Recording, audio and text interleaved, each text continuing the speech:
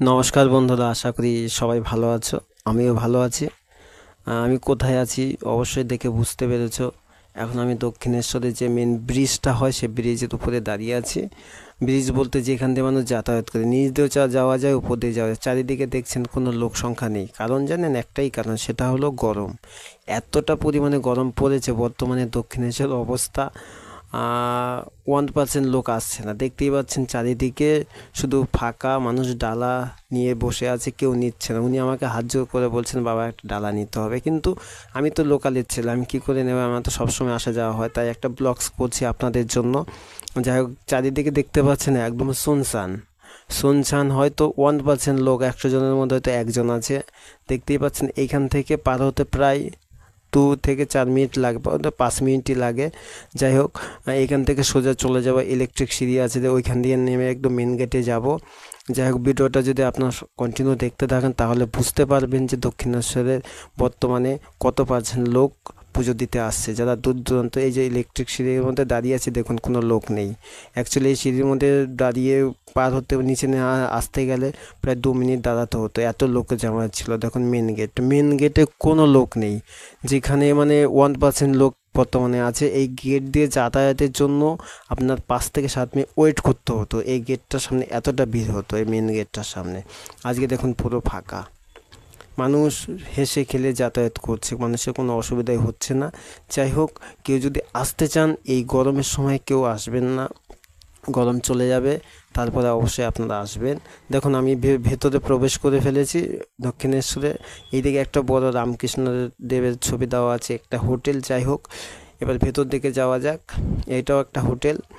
ভেতরে দেখুন, এই যেখান দিয়ে হেঁটে হেঁটে যাচ্ছি, এইখানে হাজার হাজার লোক এখানে ফটো তোলার জন্য ব্যস্ত থাকতো, যাতায়াতের জন্য মানুষ। ভেতরে এটা হলো একটা দক্ষিণেশ্বর মন্দিরটা, অবশ্যই দেখতে পাচ্ছেন। এই বাইরে থেকে ছবিটা তোলা হয়েছে, অতএব ভেতর থেকে ছবি তোলা বারণ আছে। আপনি ভেতরে যেতে গেলে আপনি ফোন এবং মানি ব্যাগ সব কিছু রেখে যেতে হবে। আপনাকে চেক করা হবে, যে পুরো চেক করে আপনাকে ভেতরে প্রবেশ করা হবে। যা গরমের জন্য মানুষ ছাতা নিয়ে দাঁড়িয়ে আছে, দেখতে পাচ্ছেন। এইদিকে দেখেন প্রবেশ পথ, অর্থাৎ এইখানে আপনি চপ্পল রাখতে পারবেন, চপ্পল, ফোন, মোবাইল সব কিছু এখানে রেখে দেয়। আপনি এখানে রেখে আপনি ভেতরে প্রবেশ করবেন। দেখতে পাচ্ছেন এইখানে প্রচুর লোক জমায়েত থাকে, এইখানে কোনো লোক নেই বর্তমানে, একদম ফাঁকা। কিছু লোক আছে যারা মানে অনেক দূর দূর থেকে আসেন, হয়তো তারা কখনো আসতে পারবেন না, হয়তো অনেক দিন বাদে বাদে আসেন, তারা হয়তো এসছেন, যাই হোক একটু ঘুরে যাচ্ছেন, সেরকম কিছু হবে হয়তো। দেখছেন এই ফাঁকা জায়গাটা, দেখতে পাচ্ছেন এই ফাঁকা জায়গাটা পুরো লোকে ভর্তি থাকে, হাজার হাজার মানুষ জমায়েত থাকে। দেখুন 1%-এর থেকেও লোক কম আছে এখন বর্তমানে। যেখানে পার ডে অফ সিজনের সময়, সিজন বলতে যখন একটু গরমটা না থাকে, তখন এইখানে প্রায় 50,000 লোক মিনিমাম থাকে।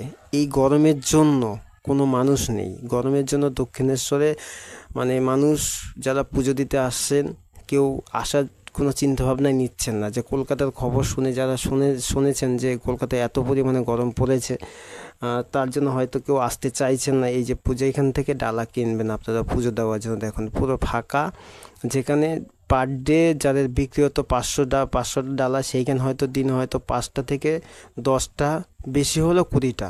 বর্তমানে এই গরমের জন্য পুরোটাই অফ আছে, পুরোটাই অফ। তারা খুব ইয়ের মধ্যে, চাপের মধ্যে আছে, ডালা বিক্রি হচ্ছে না। যাই হোক, এবার ওইখান থেকে সোজা বাইরে বেরিয়ে আসলাম। এই যে লাইন দিয়ে যে লোকগুলো যাচ্ছে, এইখানে লাইন দিতে মানে 1 কিলোমিটার লাইন দিয়ে আপনাকে দাঁড়িয়ে থেকে তারপর আপনাকে মন্দিরের ভেতরে প্রবেশ করতে হয়। এখানে চেক আপ করা হচ্ছে, চেক আপ আপনার সঙ্গে কিছু আছে কি না, তারপর আপনাকে ভেতরে প্রবেশ করতে দেবে। যাই হোক, ভেতরে প্রবেশ করবেন, তারপর যখন পুজো দেওয়া হয়ে যাবে, তারপর আপনি এই মেন গেটটা দিয়ে আপনি বাইরে বেরিয়ে আসতে পারবেন।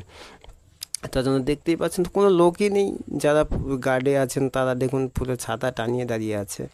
এই যে সারদা দেবী, যার মূর্তি এখানে রাখা আছে, যিনি জীবিত ছিলেন যখন, তখন ইনি এইখানেই বসে একটু বিশ্রাম নিতেন, সেই জায়গায় ওনার মূর্তিটা রাখা আছে। এই জায়গায় দাঁড়িয়ে আপনি এই ফটোটা তুলতে গেলে প্রায় 2 থেকে 3 মিনিট সময় লাগবে। আর এখন বর্তমানে চলে আসলাম গঙ্গার পাড়ে। দেখুন কোনো লোক নেই, এটা হলো 2 নম্বর ঘাট, যেখানে হাজার হাজার মানুষ থাকে হাত পা ধোয়ার জন্য বা গঙ্গা জল নেওয়ার জন্য। হাজার হাজার মানুষ এখানে উপস্থিত হয়, কিন্তু একদম ফাঁকা। হয়তো জোয়ার এসছে, জানি না, বুঝতে পারছি না। হ্যাঁ, জোয়ার এসছে, হয়তো 10 মিনিট হবে জোয়ার এসছে। এইখানে পুলিশ দড়ি দিয়ে আটকে দিয়েছে যাতে কোনো দুর্ঘটনা না হয়। যাই হোক, জোয়ারটা চলে গেলে তারপর আপনাকে নামতে দেবে, জল দিতে পারবে, কোনো অসুবিধা নেই, খুলে দেবে 10 থেকে 15 মিনিটের মধ্যে খুলে দেওয়াতে জোয়ারটা চলে আসে। দেখুন কয়েকটা লোক, যাওয়া যাক 1 নম্বর ঘাটে, যেইখানে থেকে সারদা দেবী এবং রামকৃষ্ণ দেব মাকে পুজো দিতেন, মানে জল তুলে বা যা ওর যা আসবাবপত্র আছে সেগুলো তুলে মাকে পুজো দিতেন। আর এই যে ছবিগুলো দেখতে পাচ্ছেন, এইগুলো হলো যারা এখানে অবদান ছিল, যারা এই মন্দিরের সঙ্গে যুক্ত ছিল, যারা বর্তমানে যারা আগে একটা সময় ছিল যারা এই মন্দিরের জন্য হেল্প করেছে বা পাশে ছিল, জায়গা দিয়েছে, তাদের ছবিগুলো দেওয়া আছে। এই যে চলে এসছে মেন গেট, সরি মেন ঘাট, দেখতে পাচ্ছেন ব্রিজটা, ওই যে লঞ্চ ঘাট, সেখানে কোনো লোকই নেই, পুরো ফাঁকা। অ্যাকচুয়ালি লঞ্চ ঘাটটা ওই দিকে হলো স্বামী বিবেকানন্দের মন্দির, যেখানে মানুষ যাতায়াত করে, হাজার হাজার মানুষ। এই যে মেন গেটে দেখুন, মেন ঘাটে দেখুন, কোনো লোকই নেই, জনশূন্য হয়ে আছে, একদম জনশূন্য। জোয়ার চলছে, একদম জনশূন্য, কেউ নামতে চাইছেনই না। এই যে সেই বেলুড় মঠে যাওয়ার লঞ্চ ঘাট, সেখানে এখন একদমই ফাঁকা পুরোপুরি।